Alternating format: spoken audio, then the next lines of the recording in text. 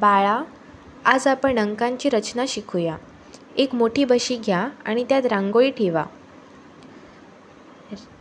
रांगोळी अंकांची रचना करण्यासाठी हो, रांगोळीच्या मदतीने अंकांचा आकार शिकायचा आहे. उदाहरणार्थ अंक 4 तयार कर.